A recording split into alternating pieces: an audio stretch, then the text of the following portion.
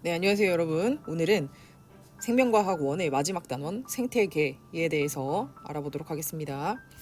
자, 먼저 내용을 정리할게요. 생물과 환경의 상호작용. 먼저 생태계라는 건 일정 지역에 사는 생물과 이를 둘러싼 생물과 또 비생물적 환경이 상호작용하면서 유기적인 관계를 형성하는 하나의 계라고 볼 수 있습니다. 그래서 첫 번째 빈칸에는 생태계를 쓰면 되고요. 두 번째, 생태계의 구성은 생태계는 같은 종의 개체가 모인 개체군, 그리고 여러 개체군이 모인 군집이 모여서 이루어지게 됩니다. 자, 이러한 생물은 주변의 환경, 여러 가지 것들과 서로 상호작용을 하면서 유기적으로 관계를 형성하면서 살아가게 되죠. 자, 이런 것들을 전체를 통틀어서 우리 생태계라고 이야기한다고 했습니다. 자, 그러면 각각의 개체군과 군집의 특징을 알아보도록 하겠습니다. 먼저 첫 번째 개체군은 일정 지역에 서식하는 개체수라고 해서 단위 면적당 글로 써보도록 하겠습니다. 단위 면적당 분모에 두고요. 다음 위에 단위 부피당 개체수로 이렇게 표현하는 것을 우리는 밀도라고 이야기한다고 했습니다. 단순한 밀도가 아니라 개체군의 밀도입니다. 자, 밀도라는 건 뭐라고 했다? 그렇죠. 즙이었죠. 그래서 부피분의 질량에 해당이 되었습니다. 자, 두 번째, 시간에 따른 개체군의 개체수를 변화를 그래프로 나타낸 것으로 보통 S자형의 곡선으로 나타난다라고 얘기했는데, 자, 요거는 생장 곡선이라고 볼 수 있죠. 보통 이론적으로는 S자형 곡선이 아니라 J자형 곡선을 나타낸다고 했었어요. 그래서 그래프가 이렇게 있을 때 마치 이렇게 J자형을 띠면서 일어나게 된다. 이런 것들을 이론적인 곡선이라고 한다고 했었죠. S자형 곡선은 실제의 곡선에 해당이 된다고 했었습니다. 세 번째, 같은 시기에 태어난 개체가 시간이 지남에 따라서 얼마나 살아남았는지를 알아낼 수 있는 그래프에 해당이 됐습니다. 그래서 상대의 연령에 따라서 어떻게 수명이 달라지는지 나타내는 그래프, 자, 1형 그래프, 그리고 2형 그래프, 그리고 3형 그래프를 이야기를 했었죠. 자, 요거는 생장이 아니라 생존 곡선으로 나타냈었습니다. 기억하세요. 자, 네 번째, 개체군이라는 건 주기적으로 변동을 하게 된다라고 했었죠. 계절의 변화라던가 아니면 먹이 관계, 피식과 포식 관계 이런 것들에 의해서 주기적으로 변동이 일어난다라고 이야기했습니다. 이러한 개체군 내에서는 여러 가지 상호작용들이 일어나게 되는데, 먼저 첫 번째 순위제라고 해서 그들 사이에서도 1번, 2번, 3번, 4번, 5번 이런 식으로 나타내게 되는 겁니다. 예를 들어 닭을 한 곳에다가 모아놓고 일정 시간이 지나가게 되면 처음엔 막 싸우다가 결국엔 그들 사이에서 순위가 형성되게 돼서 결국엔 순위대로 무리 안에서 상호작용이 일어나게 된다라고 이야기를 했었죠. 자, 두 번째, 일정 공간을 점유하고 또 다른 개체의 침입을 막아서 자기 세력을 구축하는 버들붕어와 같은 것들이 있었습니다. 이런 것들을 텃세라고 이야기를 한다고 했습니다. 세 번째, 리더제라고 해서 이 무리 안에서의 리더가 한 명만 있는 겁니다. 그래서 순위제와 차이점이 있다는 것을 알고 있으면 되고요. 기러기와 같은 것들이 맨 앞에 그리고 그 주변에 이렇게 무리를 지어서 지나갔던 것들을 본 적이 있을 겁니다. 여기에서 맨 첫 번째에 있는 이런 애들이 바로 리더제의 리더가 된다라고 이야기를 했었죠. 자, 사회생활 구성원들에게서 생식이나 방어나 먹이 획득의 어떤 역할 분담이 일어나게 된다라고 해서 개미나 또는 벌과 같은 것들이 예시로 들 수 있었습니다. 마지막으로 가족 생활은 이번에 새로 생긴 건데, 자, 혈연 관계인 개체들이 모여서 독립된 개체군을 형성해서 생활을 하는 것들이 있었습니다. 사자와 같은 것들이 있었죠. 다음, 이번에는 군집의 특성에 대해서 알아보도록 하겠습니다. 자, 군집은 영양 단계에 따라서 생산자, 그리고 소비자, 분해자 이렇게 세 가지로 구분이 되게 되는데, 이 세 가지 것들이 서로 상호작용을 하고 그들 간의 여러 가지 관계에 의해서 먹이 그물을 형성하게 됩니다. 이 군집에서는 여러 가지 종이 되게 중요하게 작용을 하게 되는데, 특정한 종들을 이르는 여러 가지 용어들이 있습니다. 자, 먼저 개체수는 적지만 이 군집에서 굉장히 영향을 크게 미치는 것들을 우리는 그 군집에서 핵심이 된다. 이 종 때문에 이 군집의 모양이 달라질 수 있다라고 해서 핵심 종이라고 이야기를 한다고 했었고요. 그리고 상대 밀도, 그리고 상대 피도, 그리고 상대, 빈도까지를 모두 합쳐서 나온 값을 우리는 중요치라고 하는데, 이 중요치가 가장 높은 것을 우리는 무엇이라고 한다? 바로 우점종이라고 한다 라고 했었죠. 가장 많이 발견되고 가장 많이 보이기도 하고 가장 많은 면적을 차지하고 있는 그런 것들을 군집 내의 우점종이라고 한다고 했었습니다. 자, 군집 내에서도 여러 가지 개체군 간의 상호작용이 일어나게 됩니다. 앞서서 봤었던 개체군 내와 차이를 두고 보시면 되겠습니다. 자, 같은 장소에 사는 여러 개체군이 요구하는 자원이 비슷할 때 나타나는 상호작용, 그러니까 생태적 지위가 비슷한 경우에 일어나게 된다고 보면 되겠죠. 자, 이런 것들은 크게 얘기해서 경쟁이라고 보면 되고요.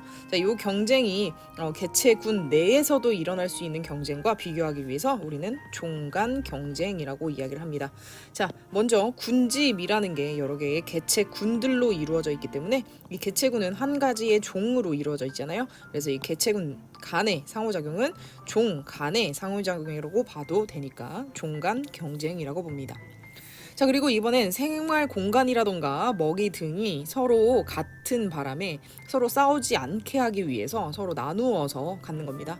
예를 들어 한 지역에서 같이 살아도 되는데 굳이 두 가지 종들이 싸우고 싶지 않아서 한 종은 이쪽 부분만 쓰고 한 종은 나머지 부분만 사용하게 되는 이런 것들, 또는 먹이 자원이 뭐 곤충이라던가 여러 가지가 겹칠 때 그 중에 일부는 아예 먹지 않고 아니면 일부만 먹고 이렇게 나눠서 서로 싸우지 않고 경쟁하지 않고 잘 살아가는 것을 우리는 분서라고 이야기를 합니다.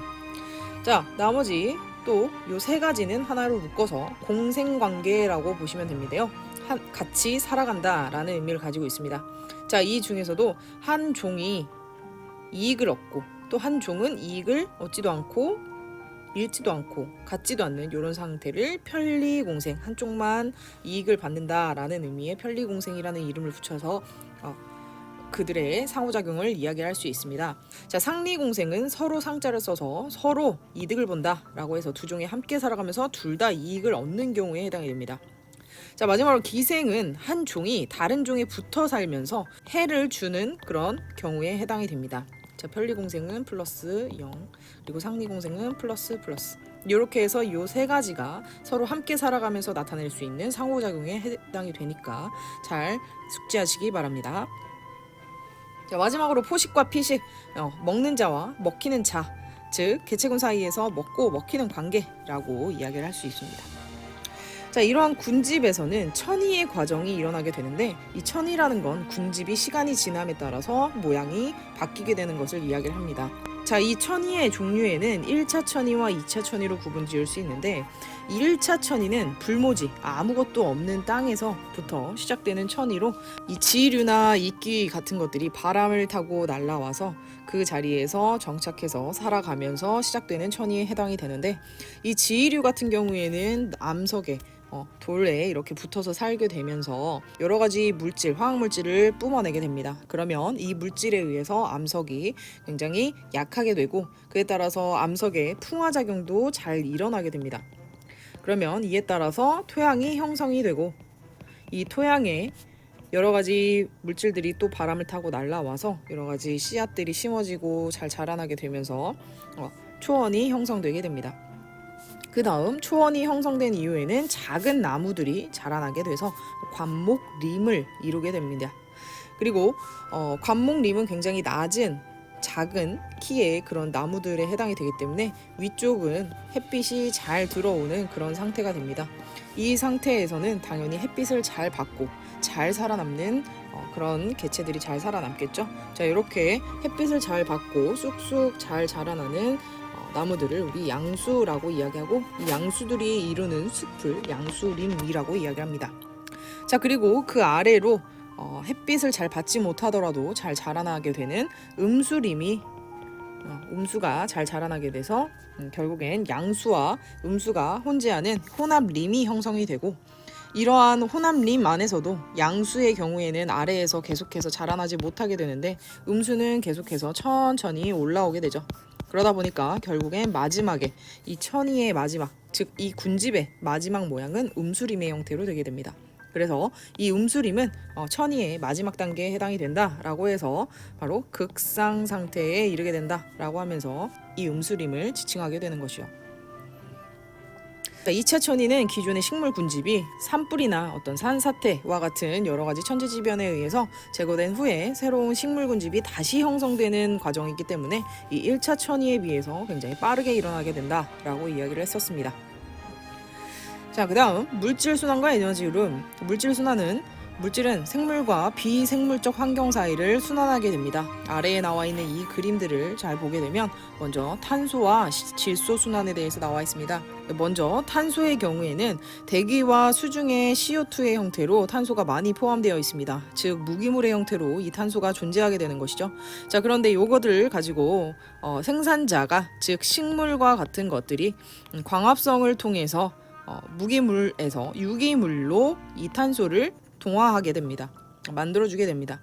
그렇게 되면 이 생산자는 스스로 살아가기 위해서 호흡을 통해 이 유기물을 사용하게 되죠. 이 유기물은 C6H12O6라는 포도당의 형태로 만들게 되는 것이죠. 그리고 나서 이 소비자에 의해서 생산자가 먹히게 되면 그때는 이 생산자가 가지고 있었던 탄소 유기물들이 소비자에게로 넘어가게 됩니다. 그러면 이 소비자도 생산자와 동일하게 호흡 과정을 통해서 여러 가지 유기물들을 사용하게 되고 그 과정을 통해서 CO2를 방출하게 돼 대기 중으로 다시 돌아가게끔 만들어주게 되죠. 자, 소비자와 생산자의 배설물이나 사체에도 마찬가지로 여기에서 만들었던 유기물, 탄소가 들어있게 됩니다. 그러면 이런 것들은 세균과 같은 여러 가지 분해자들이, 자, 여기에는 글로 나와 있지 않지만 쓰겠습니다. 분해자와 같은 것들이 새로 호흡 과정을 통해서 이러한 탄소를 다시 무기물로 내보내게 됩니다. 또한 이 배설물이나 사체열 같은 것들이 오랜 시간 동안 땅속에 파묻혀서 시간이 지나게 되면 나머지 성분들은 다 없어지고 탄소만 남게 돼서 결국엔 화석연료가 만들어지게 되는데, 인간 활동에 의해서 화석연료가 연소 과정을 거치게 되면 다시 CO2의 형태로 돌아가게 되는 겁니다. 자, 이런 여러 가지 과정들을 통해서 탄소들은 무기물과 유기물 사이를 이동하게 되면서 계속해서 순환 과정이 일어나게 되는 것이죠. 자, 마찬가지로 질소 순환 과정에서는 대기 중에 있는 질소 성분을 이용하게 됩니다. 이렇게 대기 중에 질소 이온을 생물체 내로 생물이 이용할 수 있는 형태로 가지고 오게 되는 그런 과정을 우리는 질소 고정 과정이라고 이야기하고, 자, 그러한 세균들에 의해서 암모늄 이온이 형성되게 됩니다. 그러면 이 암모늄 이온은 또 질산화 세균이라는 것에 의해서 질산화 작용을 통해 질산이 만들어지게 됩니다. 그러면 이렇게 만들어진 암모늄 이온과 질산 이온은 이 생산자가 이용할 수 있는 형태가 되는 겁니다. 그러면 이렇게 만들어진 여러 가지 이온들은 식물에게, 즉 생산자에게 들어가게 되고, 그러면 이 식물은 이 질소를 본인들이 사용할 수 있는 아미노산이라던가 핵산의 형태로 바꿔주게 됩니다. 자, 그런 과정을 우리는 질소 동화 작용이라고 이야기를 하고, 자, 이렇게 질소 동화된 여러 가지 물질들을 동물이, 즉 소비자들이 피식 과정을 통해서 많이 먹게 되면 이 동물 또한 대기 중에 있었던 이 질소를 결국엔 가질 수 있게 되는 것이죠. 그러면 이 과정에서도 다시 식물과 동물, 즉 소비자와 생산자의 여러 가지 배설물이라던가 사체와 같은 것들에 의해서 분해자들은 이 유기물들을 다시 무기물로 바꿔주는 역할을 하게 됩니다. 그러면 다시 또 이 암모늄 이온이 또 질산화 세균에 의해서 질산이 되기도 합니다. 자, 이렇게 그러면 질소, 대기 중에 있었던 질소가 생물체 내로 들어와서 여러 가지 순환 과정을 거치게 되는데, 다시 이 질소가 되는 과정도 필요하게 되겠죠. 자, 그 과정은 탈질산화 세균이라는 것에 의해서 탈질산화 작용을 통해 질산 이온이 대기 중에 질소의 형태로 돌아가게 됩니다. 이런 식으로 해서 질소의 순환이 일어나게 되는 것이죠. 자, 이렇게 해서 여러 가지 무기물과 유기물 사이에서 일어나는 순환 과정, 물질의 순환 과정에 대해 이야기해 보았습니다. 자, 에너지의 흐름, 생태계에서는 에너지는 상위 영향 단계로 갈수록 점점 줄어들게 되고 순환하지 않고 한 방향으로만 흐르게 됩니다. 다음, 자, 이번에는 개념 확인을 할 수 있는 문제풀이 해보도록 하겠습니다. 먼저 1번, 다음은 생태계에 대한 설명이다. 괄호 안에 들어갈 알맞은 말을 쓰시오. 1번, 개체가 모여서 개체군을 이루고 개체군이 모여서 무엇이 된다? 바로 군집이 됩니다. 그죠? 자, 개체수는 작지만 군집의 구조에 큰 영향을 미치는 종을 무엇이라고 한다? 네, 핵심 종이라고 한다 라고 했습니다. 자, 3번, 시간에 따라서 군집의 구성과 특성이 변하는 것을 천이 과정이라고 한다고 했었죠. 자, 2번, 다음은 생물이 비생물적 요인과 상호작용을 하는 예를 나타낸 것이다. 각각의 예와 관련이 깊은 비생물적 요인은 무엇인지 쓰시오 라고 되어 있네요. 자, 북극여우와 사막여우 비교하는 것에 대해서 나와 있네요. 자, 신체 말단부가 작은 북극여우, 그 이유는 무엇이다? 바로 온도 차이 때문이다 라고 보면 되겠네요. 자, 2번, 불의 옥잠은 입자루에 공기주머니가 있어서 물 위에 떠서 생활한다 라고 되어 있네요. 자, 요거는 물과 아주 관련이 깊죠. 자, 세 번째, 바다의 얕은 곳에는 녹조류가, 그리고 깊은 곳에는 홍조류가 주로 분포하게 됩니다. 그 이유는 빛이 가지고 있는 어떤 파장에 의해서 이렇게 다르게 나타난다 라고 이야기를 했었죠. 자, 4번, 고산지대의 주민은 저지대보다 헤모글로빈의 수가 훨씬 많다. 자, 그거는 공기라고 보시면 되겠습니다. 각각의 영양들에 대해서 잘 알아두시기 바랍니다. 3번, 자, 군집 내 상호작용과 그 예로 옳은 것끼리 연결을 하시오. 자, 먼저 수라소니는 눈신토끼 개체수의 변동에 영향을 미친다 라고 되어 있는데, 이거는 먹히고 먹히는 그런 관계이기 때문에 피식과 포식에 해당이 되겠죠. 자, 니은을 볼게요. 자, 한 나무에 여러 솔새가 서로 공간을 나누어서 살아간다. 굳이 나눌 필요 없는데 굳이 나눠서 살아가는 이유는 우리 싸우지 않기 위해서, 그래서 분서 과정이라고 얘기했었죠. 자, 그 다음 디귿, 아우렐리아와 카우다툼은 함께 배양하게 되면 같이 살아간다는 얘기네요. 그때는 아우렐리아만 남는다 라고 했어요. 카우다툼은 죽는다는 얘기겠죠. 자, 요거는 서로 경쟁, 함께 살 수 없다는 얘기입니다. 마지막, 말미잘은 흰동가리의 먹이를 유인하고 흰동가리는 말미잘을 보호한다 라고 했어요. 자, 말미잘과 흰동가리의 서로 함께 살아가는 방법에 대해서 이야기를 하고 있습니다. 자, 이거는 상리공생에 해당이 되죠. 서로 도움을 주고 있습니다. 자, 4번, 그림은 생태계에서 물질의 총 생산량과 소비량을 나타낸 것이다 라고 되어 있네요. 자, 총 생산량에서 이렇게 자기들이 쓰는 거 외에 본인들이 생존에 사용하는 거 뭐라고 한다고 했었죠? 네, 기억에 들어갈 말 호흡량이라고 했습니다. 자, 그리고 이 호흡, 본인이 생존하는 거 외에 나머지 것들을 통칭해서 우리는 순생산량이라고 한다고 했었죠. 기억하십시오. 다음 5번, 그림은 육상 생태계에서 일어나는 탄소 순환 과정을 나타낸 것이다. 자, 가에서 라, 자, 가나 다라가 나와 있네요. 자, 여기서 광합성에 의해서 대기의 탄소가 유기물의 탄소로 전환되는 과정을 무엇이라고 하는지 쓰시오 라고 되어 있는데, 자, 요거는 일단 먹히고 먹히는 관계, 가장 최초의 이 탄소를 동화시켜주는, 탄소를 고정시켜주는 역할을 하는 애는 우리 다 알고 있겠지만 식물 종류, 생산자에 해당이 된다고 했습니다. 그리고 이 생산자를 최초로 먹는 그런 애들을 소비자 라고 한다고 했었죠. 자, 또 먹히는 애들이 있네요. 그럼 얘도 소비자이겠네요. 자, 그런데 가장 먼저 먹는 것들이 1차, 그리고 얘는 2차 소비자에 해당이 되고, 자, 이러한 사체들을 먹어요. 얘네들도 죽고 또 배설하고 이런 것들을 다시 먹고 분해시켜주는 그런 애들을 분해자라고 한다고 했습니다. 자, 일단 서로가 모두 다 호흡 과정을 통해서 이산화탄소를 배출을 합니다. 자, 이 중에서 이 탄소를 데리고 올 수 있는 요 가 과정이 탄소가 무기물에서 유기물로 바뀌는 과정에 해당이 되죠. 그러면 요거는 가라고 보시면 되고, 자, 생물 A, D에 해당하는 명칭을 쓰시오. 다 썼네요. 그렇죠? 요걸 가지고 해결하시면 되겠습니다.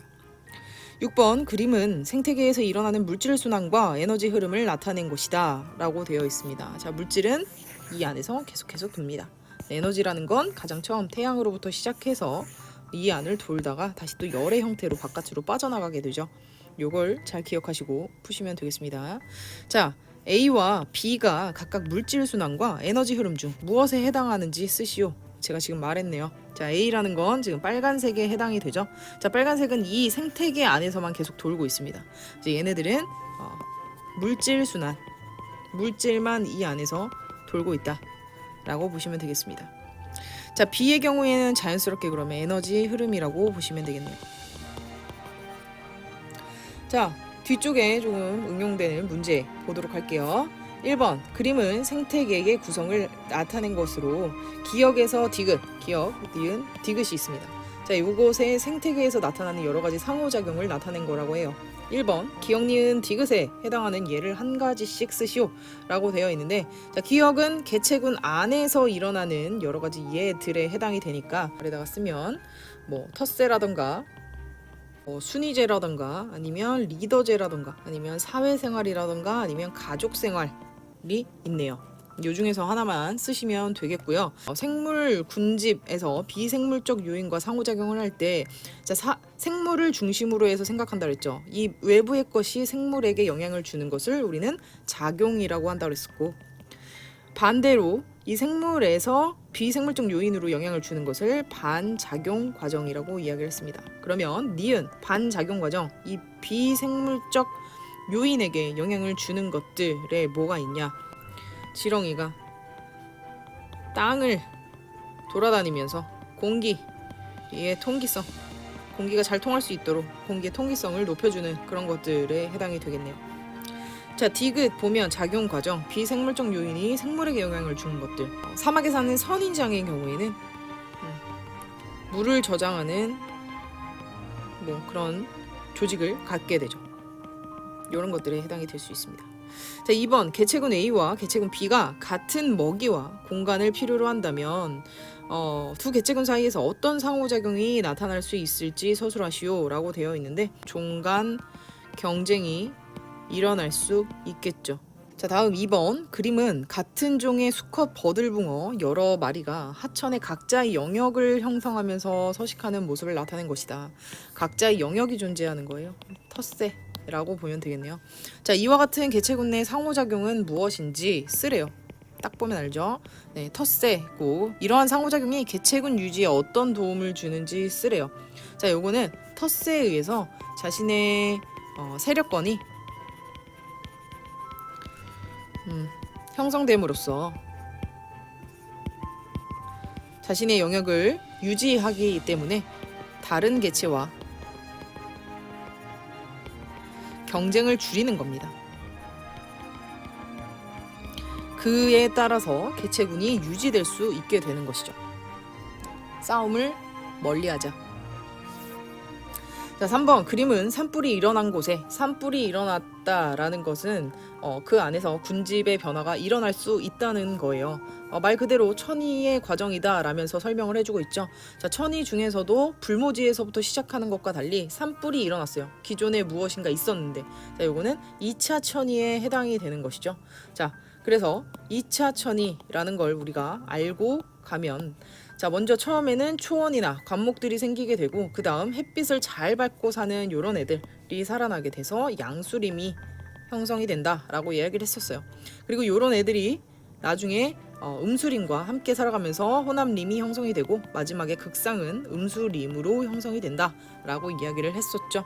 그래서 A와 B는 각각 양수림과 음수림에 해당이 되고, 자, 천의가 일어나는 동안 숲의 하층에서는 빛의 양은 당연히 줄어들게 되고, 그죠? 토양의 수분 함량은 점차 증가하게 될 거예요. 나무의 양이 많아지게 되니까, 그죠? 이렇게 서술하시면 되겠습니다. 자, 4번, 그림은 어떤 초원에 설치한 방형구를 나타낸 것이다. 이 방형구에서 상대 밀도가 가장 큰 종은 무엇인지 계산식과 함께 쓰시오 라고 되어 있는데, 자, 상대 밀도라는 건 밀도를 먼저 알아야 돼요. 그래서 밀도는 우리 즙이라고 했었죠. 부피분의 질량 이라고 했었어요. 자, 우리 개체군의 밀도의 경우에는 단위 부피당 그 안에 존재하는 개체수라고 이야기를 했고, 상대 밀도가 붙으면 이 안에 존재하는 모든 종의 밀도 분의 특정 종의 밀도라고 이야기를 했었습니다. 자, 그걸 가지고 생각을 해보시면 되겠습니다. 자, 먼저 이 방영구에서 먼저 민들레의 개체수 세보도록 할게요. 자, 민들레는 하나, 둘, 셋, 넷, 다섯, 여섯, 일곱, 여덟, 아홉, 10개입니다. 요거는 10개. 자, 제비꽃은 하나, 둘, 셋, 넷, 다섯, 여섯, 일곱, 여덟, 9개에 해당이 되죠. 자, 봄맞이꽃 하나, 둘, 셋, 넷, 다섯, 여섯, 일곱, 여덟, 8개에 해당이 됩니다. 자, 그러면 총 종의 개수는 27개가 되겠네요. 자, 이 중에서 가장 상대 밀도가 큰 종 민들레의 경우에는 27분의 10이고 그냥 개수를 안 세도 사실은 나오겠죠. 27분의 9고 봄맞이꽃은 27분의 8이 되니까 가장 큰 종은 당연히 개체수가 제일 많은 민들레가 되겠네요. 그렇죠? 상대 밀도는 여기에 곱하기 100을 하면 되는 겁니다. 자, 아무튼 이렇게 해서 27분의 10 곱하기 100으로 이게 민들레가 상대 밀도가 가장 크게 됩니다. 그래서 약 37% 정도가 되겠네요. 그렇죠? 자, 5번 그림은 생태계 내의 질소 순환을 나타낸 것이다. 자, A에서 C에 해당하는 과정과 각 과정에 관여하는 생물의 종류를 쓰시오 라고 되어 있는데 질소 순환 과정에서는 여러 가지 세균들이 중요한 작용을 합니다. 자, 그 중에서 이렇게 대기 중에 있었던 질소를 암모늄의 형태로 바꿔주는 그런 것들을 질소 고정, 즉 비생물적 요인인 환경에서 다시 생물적 요인으로 이동할 수 있게끔 해주는 과정을 우리 고정 과정이라고 하고, 자, 그 중에서 질소가 이동됐기 때문에 질소 고정 과정이라고 이야기를 했습니다. 자, 요거는 질소 고정 세균이라고 해도 됩니다. 자, 그리고 이 암모늄 이온을 다시 질산의 이온으로 바꿔주는 과정을 우리 질산화 과정이라고 했었죠. 당연히 이 과정에서 이용되는 세균의 이름도 질산화 세균이라고 보시면 됩니다. 자, 그리고 이 질산의 이온을 다시 대기 중으로 올려보내주는 과정, 자, 여기에서 산소를 떨어뜨려 놔야겠죠. 그래서 탈질산화 과정에 해당이 된다고 했었죠. 그래서 탈질산화 세균에 의해서 이 과정도 일어나게 된다고 했었습니다. 그래서 A, C에 해당하는 과정 각각 쓰시고 이 과정에서 관여하는 생물의 종류 바로 세균에 해당이 되죠. 그렇죠? 어떤 세균? 질소 고정 세균, 질산화 세균, 탈질산화 세균이라고 보시면 됩니다. 자, 6번 그림 가는 종 A와 B를 같은 배양 조건에서 단독 배양했을 때 나는 혼합 배양했을 때 시간에 따른 개체수 변화를 나타낸 것이다 라고 되어 있네요. 자, 먼저 각각, 자, 요거 A도 따로 그리고 B도 따로 키웠는데 지금 하나의 그래프로 나타냈을 뿐입니다. 자, 각각 S자형 곡선을 이루면서 크고 있습니다. 그렇죠? 이렇게 환경 수용력 K를 요 정도로 나타내게 된다면 지금 나에서는 굵은 선으로 나타낸 요 A의 개체 군에 비해서 훨씬 적은 양의 환경 수용량을 나타내고 있습니다. 즉 어떤 정도 영향을 받았다는 얘기가 되죠. 자, 그리고 이 점선으로 나타낸 개체군 B의 경우에는 거의 살지 못하는 변화를 나타내게 됐습니다. 그러니까 둘 다 같이 살면서 서로에게 도움이 되지 않는 경쟁 관계라는 것이죠.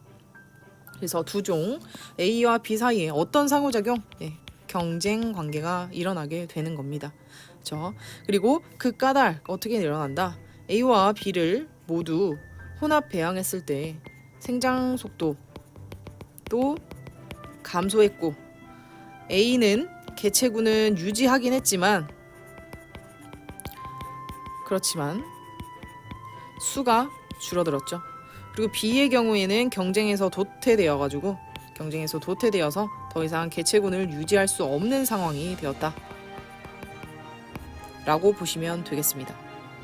잘 풀어서 예쁘게 쓰시면 되겠죠. 자, 그 다음 여러분들 교과서에 196페이지에 나와 있는 문항입니다. 자, 다음은 한강 하구 습지에 서식하는 버드나무와 말똥개에 대한 설명이라고 합니다. 자, 습지 토양은 항상 물이 차 있어서 산소와 양분이 부족하다고 합니다. 자, 그런데 한강 하구 습지에는 이러한 악조건에서도 버드나무 군집이라고 보시면 됩니다.